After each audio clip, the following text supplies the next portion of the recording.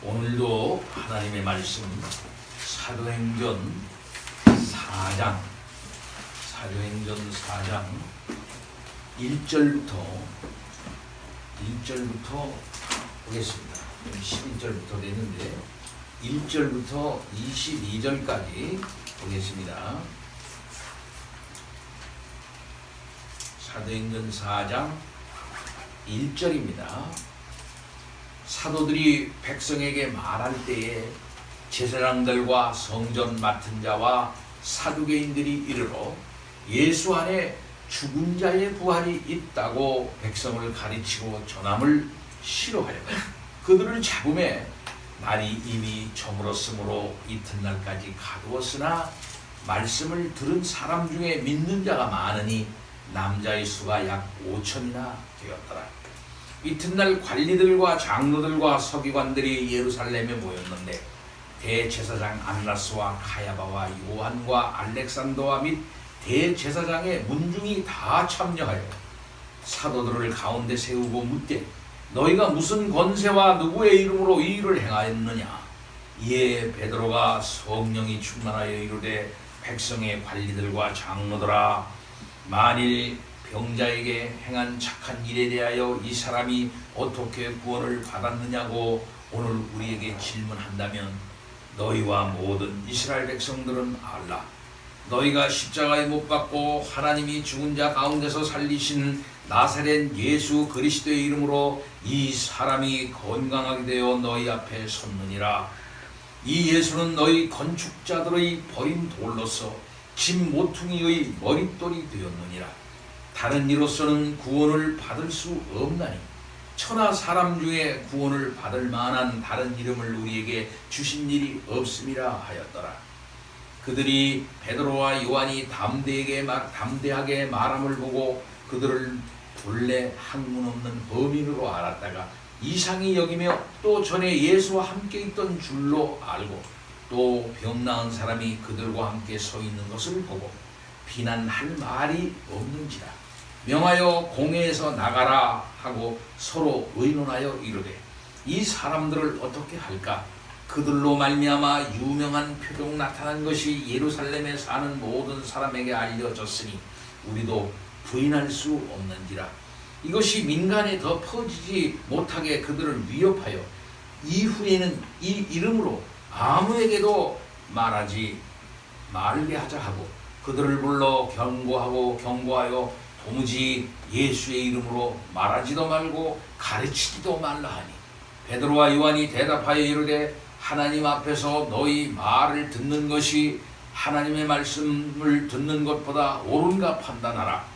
우리는 보고 들은 것을 말하지 아니할 수 없다 하니 관리들이 백성들 가운데 그들을 어떻게 처벌할지 방법을 찾지 못하고 다시 위협하여 모아주었으니 이는 모든 사람이 그 된 일을 보고 하나님께 영광을 돌림이라.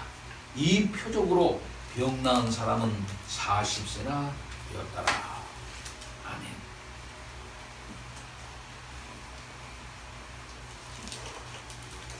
베드로와 요한이 성령 충만하여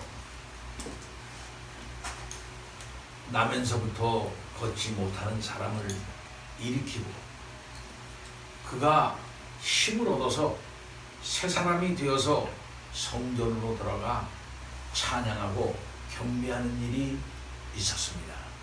이 일은 예루살렘에 아주 유명한 사건이 되어져서 많은 사람에게 입에 오르내리는 그런 일이 있게 되었던 것입니다.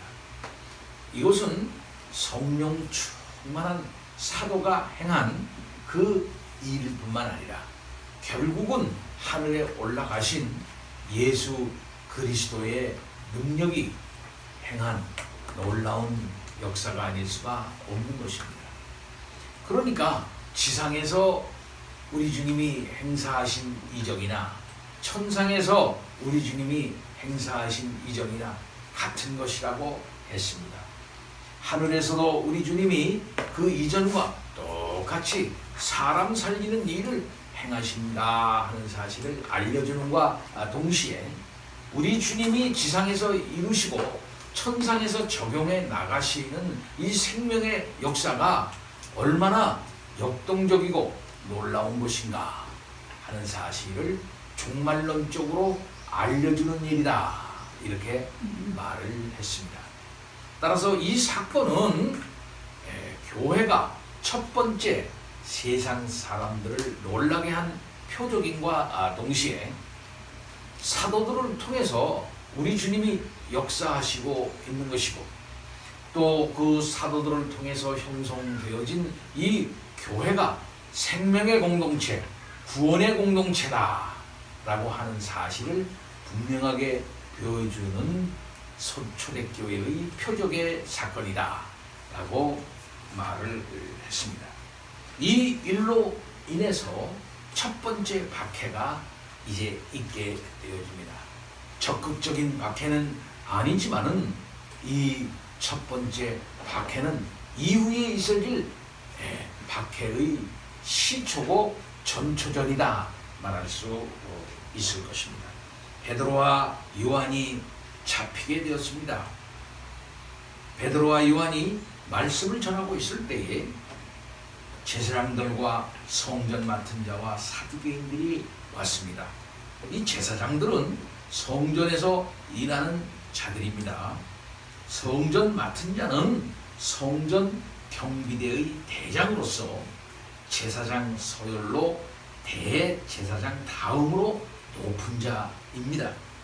또 사두개인들은 성전과 밀접하게 연관된 자들로서 제사장들이나 성전 맡은 자들 가운데 상당수가 사두개인에서 나왔던 것입니다. 사두개인들은 부활이 있다고 백성을 가르치고 전하는 것을 싫어했다고 성경은 2절에 말하고 있습니다. 사두개인들은 모세 오경만을 믿는 사람들입니다. 모세 오경 안에 부활 사상이 없다, 그렇게 와서 부활을 거부했고 부활을 믿지 않았던 사람들입니다. 근데 이 사람들은 부유한 귀족 계층을 형성하고 있었습니다. 경제적으로나 정치적으로나 로마와 결탁을 해가지고 로마를 통해서 그들은 경제적인 이득을 취하고 있었던 사람들이었습니다. 그러니까 이스라엘의 나라와 그 민족의 차원에서 보면은 사실상 반역자들이다, 이렇게 말할 수 있지요. 사도들이 메시아 사상을 전파하게 됩니다. 그 메시아 사상을 전파하게 되는데 이 메시아 사상은 로마와 밀접한 관계를 가지고 있는 자기들의 그 기반을 흔들 수 있다고 생각을 해서 사두개인들은 이 메시아 사상을 경계했던 것입니다. 그들은 5장 17절 이하에서도 사도들을 잡아다가 옥에 가두었던 것이죠. 사두개인들은 사도들을 체포하지만은 날이 이미 저물어서 이튿날까지 그들을 가두어 뒀습니다. 이것은 날이 저물면은 회의를 소집해서 재판하지 않는 당시의 관리에 따른 것입니다. 누가는 말씀을 듣는 사람들 중에 믿는 자가 남자의 수가 약 5천이나 되었다, 이렇게 말하고 있습니다. 굉장한 사람들이죠. 남자의 수가 5천이니까 여자들 그리고 어린아이들까지 합하면 그 수는 엄청난 수다 말할 수 있을 것입니다. 초대교회는 이렇게 한 사람 두 사람 모인 그런 사람들이 아닙니다. 초대교회는 엄청난 숫자가 모인 거예요. 말씀을 전하니까 3,000명이 회개하고 말씀을 전하니까 4,000명이 회개하고 모인 사람들이 남자만 5,000명이나 되는 엄청난 대규모의 거대한 그런 모임이었던 것이다 라고 말할 수 있습니다. 이것은 사람의 능력으로 있을 수가 없지요. 오로지 성령의 놀라운 역사가 이렇게 만들었던 것입니다. 따라서 초대교회의 형성 과정은 예전에 출애굽했을 당시에 했을 당시에 애굽 나라가 히브리 사람들을 핍박을 하고 특별히 생산을 못하도록 핍박을 하고 인구 말살 정책을 하고 가혹한 노동을 이제 가해가지고서 그들이 인구가 늘어나지 않도록 그렇게 하는 그런 상황 가운데서도 하나님이 역사하시니까 그들의 수가 중다하여졌다 그랬습니다. 그러니까 그들의 수가 중다하여졌다. 그들의 수가 하늘의 별처럼 바다의 모래알처럼 많아지게 된 것은 이것은 자연적 현상이 아니에요. 하나님께서 구원을 이룰 만한 그 출애굽을 일으킬 만한 때가 되었기 때문에 하나님께서 특별히 역사하셔서 이룬 현상이다 이렇게 말할 수가 있었던 것이죠. 똑같은 현상입니다. 그러니까 자연적으로 5천 명이요 우리 동네에 모이는 것도 이게 참 이게 쉽지 않은 일인데 뭐 어린아이와 여자들까지 합한다면 줄잡아 뭐 7, 8천 명 이상은 되지 않겠나 이렇게 생각을 할 일입니다. 그 많은 숫자가 어떻게 그런 좁은 데 모일 수가 있겠나 이렇게 생각할지 모르겠습니다만 이것은 출애굽 당시에 하나님께서 일으켜내셨던 히브리 사람, 이스라엘 사람들을 많게 하셨던 것과 같이 초대교회의 형성도 그와 같은 성령의 엄청난 역사로 말미암은 결과다라고 하는 사실을 보여주는 증표다 이렇게 말할 수가 있습니다. 이렇게 엄청나게 많은 사람이 예수님을 믿게 되었다고 하는 이 말씀은 2장 41절에도 있고 2장 47절에도 기록되어져 있는 것을 볼 수 있습니다. 이렇게 사도행전에 나타난 초대교회 새언약 공동체는 연약한 공동체가 아니다.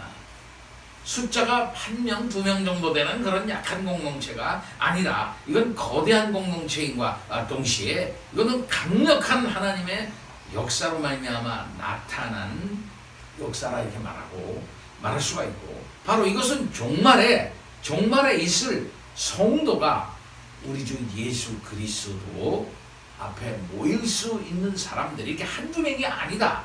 엄청난 사람이 될 것이다 라고 하는 것을 예표하는 사건이 아닐 수가 없는 것입니다. 베드로와 요한이 그렇게 돼서 신문을 받습니다. 5절과 7절에 이튿날이 됐어요. 그래서 관리들과 장로들과 서기관들이 예루살렘에 모였습니다. 이들은 공회라는 모임으로 모인 것입니다. 사내들인이죠. 사내들인의 회원들이 모였어요. 주 1세기의 이 사내들인은 고위층 사두개인들, 제사장들이 다 사두개인들이에요. 사실 이 사두개인들과 바리새인, 바리새파 율법학자들, 그러니까 서기관들이죠. 또 백성들의 장로들로 구성된 70명으로 구성되어져 있습니다. 이 공회 의장을 맡은 사람은 현직 대제사장으로 이루어져 있습니다. 그들은 주일, 그러니까 안식일날에는 안 모이고 절기 때는 잘 안 모였지만은 거의 매일 모였는데 주요 임무는 무엇이냐면은 판결하는 일입니다. 백성들의 일이 이것은 율법에 맨다. 이건 율법에서 이제 매이지 않는다. 곧 율법에 저촉된다. 율법에 저촉되지 않는다. 라고 하는 것을 판단하고 거기에 형량을 정하는 그런 일들을 하는 그런 일을 했습니다. 더욱이 이 자리에는 지금 현재 대제사장 안나스와 가야바와 요한과 알렉산더 그리고 대제사장의 문중이 다 참여를 했던 겁니다. 안나스는 주 6년부터 15년 사이에 대제사장직을 수행을 했던 사람입니다. 예수님을 신문한 자였죠. 요한복음 18장 14절에 안나스가 신문을 했어요. 당시 유대의 종교 지도자 중에 가장 막강한 권력을 가지고 있었던 사람이 이 안나스였습니다. 당시에는 대제사장직에서 물러났을 텐데도 그는 대제사장이라고 하는 칭호를 유지할 수가 있었던 것입니다. 오늘날 장관에서 물러나잖아요. 장관에서 물러나는데 그 장관에서 물러나면 장관이 아니에요. 근데 그 사람 뭐라고 부르면 장관님 이렇게 불러요. 장관님 이렇게 불러요. 네. 이와 비슷하게 당시에 이 안나스가 대제사장에서 물러났습니다만은 마쿠에서 엄청난 종교적 권세를 행하고 있었던 사람이었다고 알려져 있습니다. 안나스는 특히 가장 큰 권력을 가지고 있었기 때문에 대제사장이라는 칭호와 함께 그 이름을 지금 오늘 제일 앞에 지금 거명되고 있습니다. 또 그 다음에 가야바가 나오죠. 가야바는 당시의 현직 대제사장이었어요. 그러니까 주 18년서부터 36년까지 대제사장직을 수행한 사람입니다. 그는 이 아까 얘기한 안나스의 사위였어요. 사위. 그러니까 집안끼리 다 해먹는 거예요. 안나스의 사위로서 안나스와 함께 예수님을 심판하고 죄를 뒤집어 씌워가지고 십자가에 못 박게 한 장본인이었습니다. 대제사장들과 함께 나오는 요한과 알렉산더와 대제사장의 문중들은 고위급 제사장들로 보입니다. 이들 중 요한이 나오는데 이 요한은 아마도 안나스의 아들로 추정이 됩니다. 안나스의 아들. 그래서 이 가야바가 대제사장으로 해서 물러났을 때 주 36년에서 37년에 대제사장으로 재임했지 않았겠나, 이렇게 다 학자들이 추측을 하고 있습니다. 자, 따라서 이렇게 본다면은 고위급 공회원들이 모인 거예요. 웬만한 사람 경우에는 이렇게 다 모이지를 않고 이렇게 고위급 사람들이 모이지를 않죠. 예? 근데 오늘 여기 보니까 이 사내들인의 가장 힘센 고위급 사람들이 다 모였어요.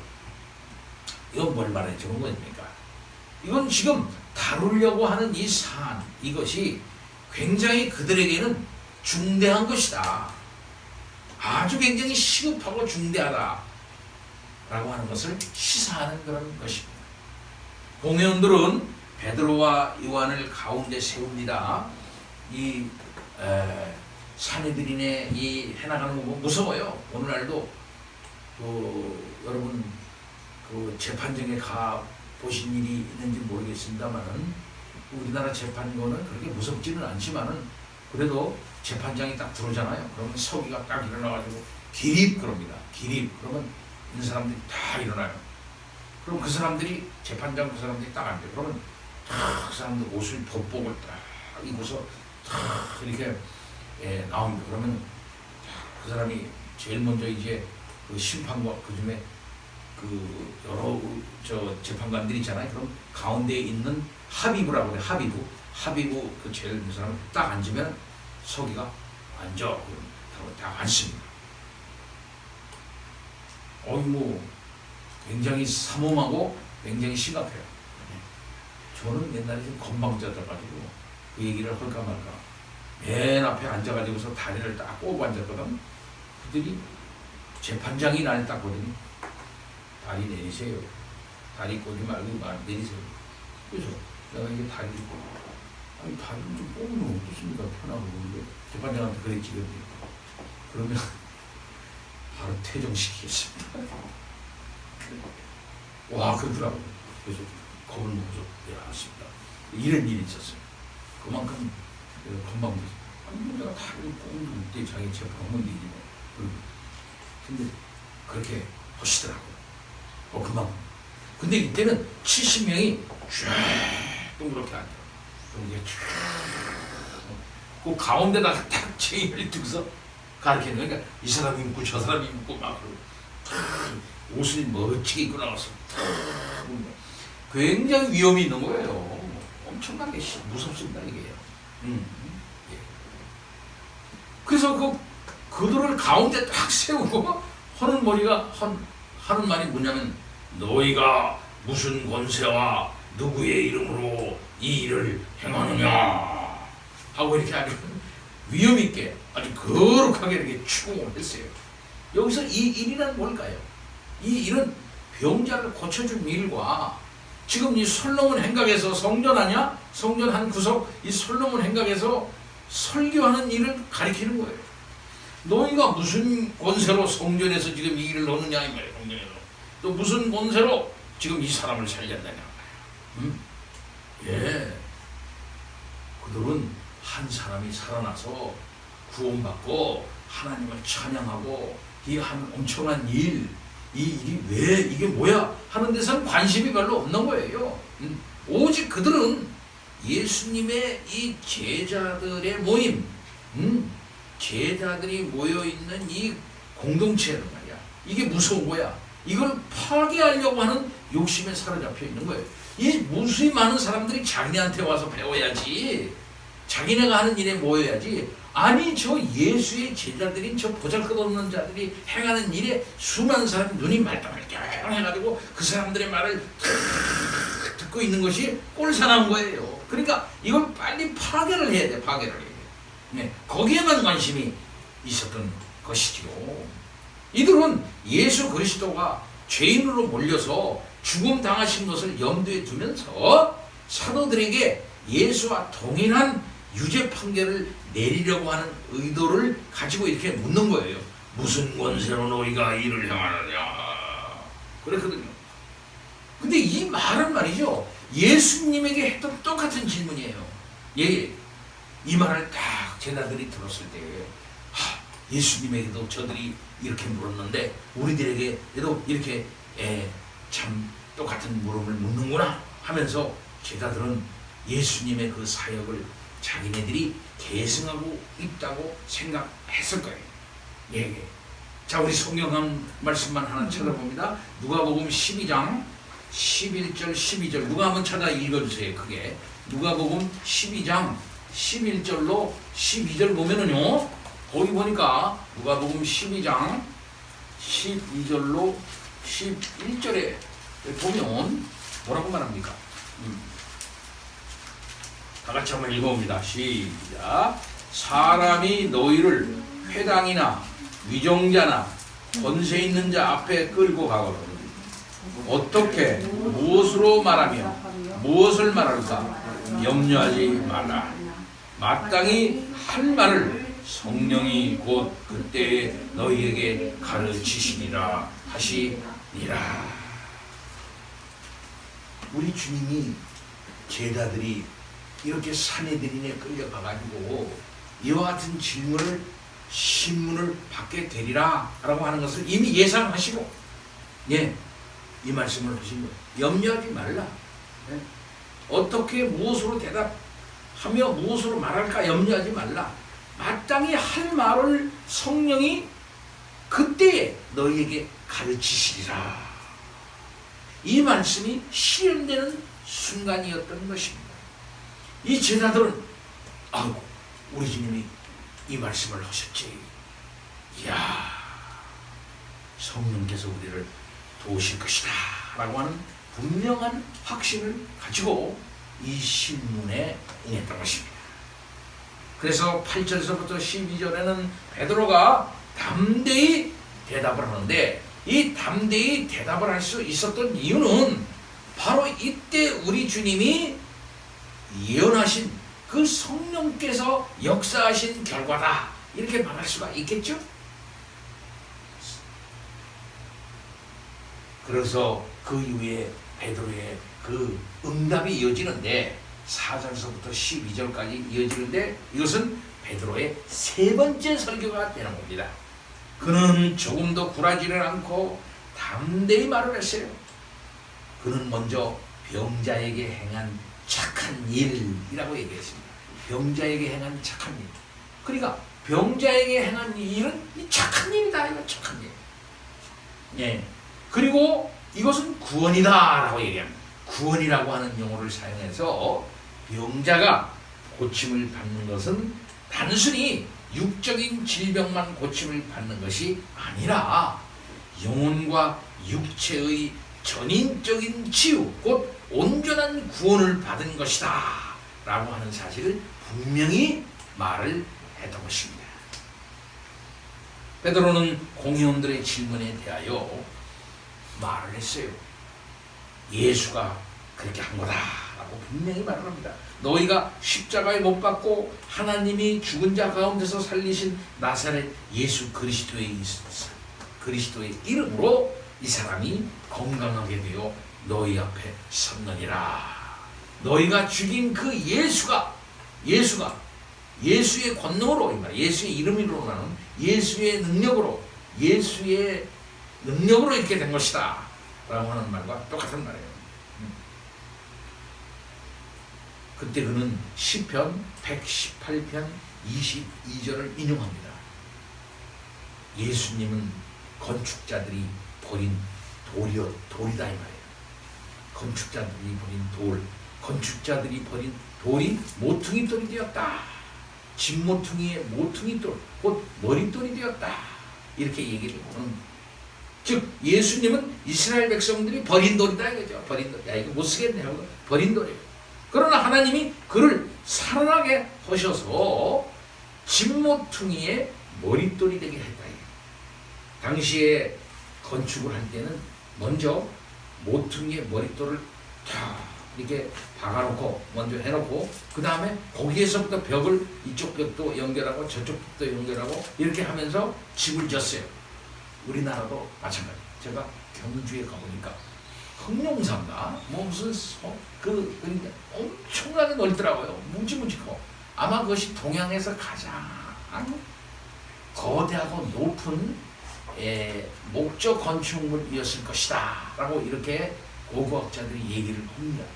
근데 거기에 모퉁이 돌이는 아니지만 기둥을 세운 돌들이 무지무지 많더라고요. 그 돌들을 그렇게 발굴해가지고 쫙 놨어요. 근데 거기에 이 모퉁이 이 돌들 하나가 막 이렇게 큰 돌들이야. 엄청나게 큰 돌들이 바닥에 팍 박혀있어요. 엄청나게 많아. 그게 뭐 수백 개야. 그런 이게 쫙 박혀. 거기에 거대한 큰 이게 이 통나무 같은 거를 다 세우는 거 아니겠습니까? 그렇죠? 그와 같이 모퉁이 돌을 딱 박아놓고 벽을 만들고 연결해 나가고 그렇게 해가지고 집을 이렇게 세운다 이 말씀이죠. 그러니까 이 건물을 지을 때 가장 기준으로 삼는 중요한 역할을 하는 게 이 모퉁이 돌. 따라서 모퉁이 돌을 쑥 빼버리면 뭐가 될까요? 벽이 무너지겠죠. 예. 따라서 예수님을 머릿돌로 표현한 것은 예수님은 가장 기본적이고 본질적인 기초이며 예수님은 그만큼 모든 것에 우월성을 드러낸다라고 하는 그런 말이 될 것입니다. 베드로는 또한 다른 이로서는 구원을 받을 수가 없는데 왜냐하면은 천하 사람 중에 구원을 받을 만한 다른 이름을 우리에게 주신 일이 없다라는 커다란 대원칙과 원리 진리를 여기에서 선언합니다. 예수님이 유일한 구원자 되신다라고 하는 사실을 그 사내들인의 공식적인 석상에서 선언해버려요. 이 선언은 굉장히 의미심장합니다. 예. 공회에서 말이죠. 예. 상당한 위협을 받는 그 상황에서 말하는 것으로서 큰 의의를 가지게 되는 것이죠. 어떠한 압력과 위협에도 양보할 수가 없는 이 절대적인 진리를 여기서 표명을 한 거예요. 예. 사랑하는 성도 여러분, 우리의 진리는 바로 이런 것입니다. 곧 예수 그리스도는 유일한 구원주다. 다른 누구도 하나님께 우리를 데려갈 수가 없고 구원을 줄 수가 없는 것이다. 이 유일성 교리가 여기에 기초하고 있는 것이죠. 우리 주님이 이 땅에 오셨어도 그런 말을 해주셨지만은 사도들이 또 이와 같이 고백함으로써 교회의 공식적인 구원론적 고백이 되는 거예요. 그리스도 중심적인 구원론적인 고백이 여기에서 딱 표명이 되는 것입니다. 양보할 수가 없는 진리가 되는 거죠. 공회원들은 이제 방법이 없어요. 13절과 17절에 보면은 그들은 베드로와 요한이 담대하게 말하는 것을 보고 그들은 저 사람들이 본래 학문 없는 범인인데 학문 없는 범인으로 알았다가 이상히 여겼다 그랬습니다. 예, 학문 없는 범인이라는 표현은 무슨 말이냐 하면은 무식한 사람이라는 뜻이 아니에요. 이것은 전문적으로 지식 훈련을 받지 못한 사람이라는 뜻입니다. 그러니까 여기서 무슨 말이냐면 저건 랍비 교육을 받지 못한 사람이다 이 말이에요. 랍비 교육을 받지 못한 사람. 네, 랍비 교육을 받은 사람들은 보통 그 당시에 지식층들이었고 그들이 구약을 해석하고 그들이 뭔가를 가르치는 사람이거든요. 근데 저 사람은 전문적인 랍비 교육을 받지 않는 사람인데 이 성경을 분명하게 알고 그것을 갖다가 잘 논리적으로 서술을 하네 라고 말하는 것입니다. 베드로와 요한은 랍비 교육을 받지 못했지만은 성령으로 충만해서 설교했기 때문에 논리적이었고 짜임새가 있었어요. 공회원들은 베드로와 요한을 어떻게 할 수가 없었던 것이죠. 그들은 또한 그들 가운데 서 있는 병으로부터 고침받는 사람을 보았던 것입니다. 예, 비난할 말이 없는 거죠. 베드로와 요한 옆에 병으로부터 고침받은 사람이 딱 서 있는 거야. 예, 분명한 증거가 있게 되니까 그걸 어떻게 부정할 수가 없었던 것이죠. 공회원들은 베드로와 요한에게 공회에서 잠깐 나가 있으라 이렇게 이야기하고 자기네들끼리 의논을 했어요. 이 사실은 이미 알려졌기 때문에 자신들도 그것을 부인할 수가 없는 것이었던 것이죠. 그렇다고 해서 그 능력을 인정할 수가 없었던 것이죠. 그들은 성령의 선물인 믿음이 없었기 때문에 지금 고침받아 그들 가운데 서 있는 이 사람 그 사실은 인정한다 할지라도 그리고 그러나 그가 어떤 능력으로부터 왔는가 하는 사실을 그들은 인정할 수가 없었어요.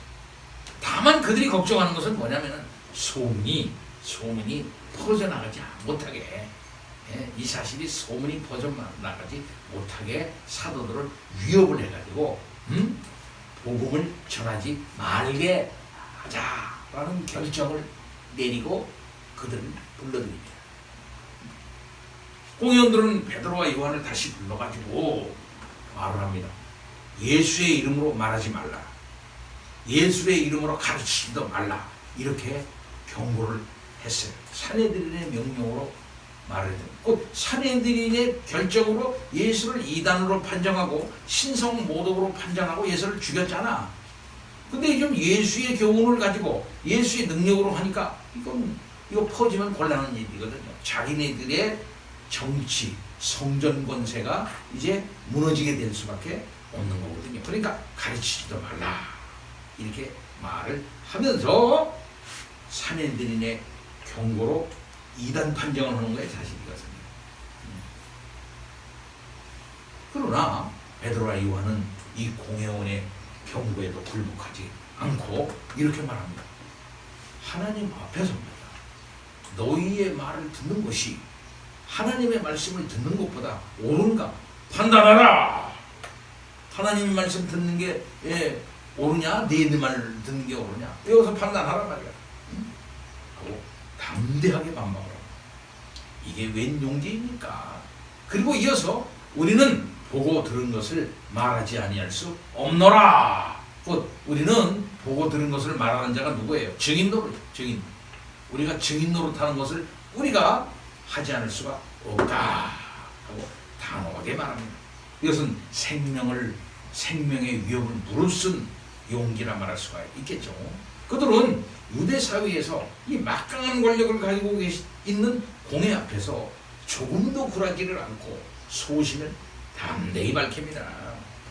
백성들이 이적을 보고 하나님께 영광을 돌리면서 사도들을 지지하고 있었기 때문에 관리들은 백성들을 두려워해가지고 사도들을 처벌할 방법을 찾지를 못하고 다시 위협을 한 후 놓아주었어요.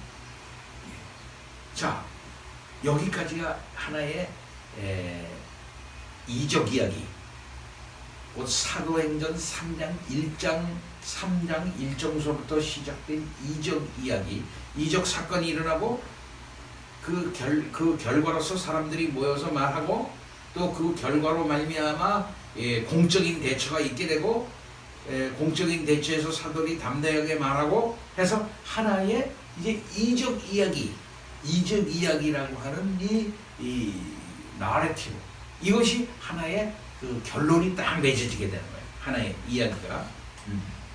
이 일로 인해서 사도들은 복음을 전할 기회를 가지게 되었고 많은 사람들 앞에 복음을 전하는 결과가 되었을 뿐만 아니라 성령 충만해서 공회에게 앞에서도 담대히 복음을 전파하고 새로운 공동체의 자기 정체성이 무엇이다 라고 하는 사실을 공회 앞에서 확고히 자리매김하는 그런 일이 있게 됐던 것입니다. 그러니까 이후에 첫 번째 박해지만 그 다음 번째 박해는 이제 아주 공적인 차원에서 아주 적극적으로 이제 산인들의 그 박해가 시작이 되겠죠. 그럼에도 불구하고 증인 노릇을 하는 사도들과 초대교회 성도들은 굴하지 아니하고 담대하게 복음을 전파하게 되는 것입니다. 사랑하는 성도 여러분, 예수 그리스도는 승리한 주님입니다. 그 승리한 주님이 하늘에 올라가가지고 그냥 거기만 있는 게 아니라 하늘과 땅의 권세를 내게 주셨으니 라고 말씀하지 않으셨어요?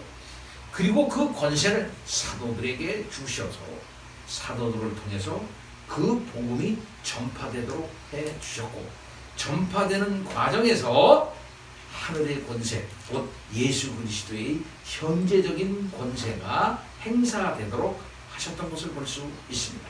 그래서 이 복음이 전파되는 곳곳마다 예수 그리스도의 권세가 적용이 되어지고 그 적용되어지는 현장에 죽음 가운데서 일어나는 일이 생기고 하나님의 나라의 일이 전파되어지고 하나님의 나라가 현존하는 그런 일이 생기게 되었던 것입니다.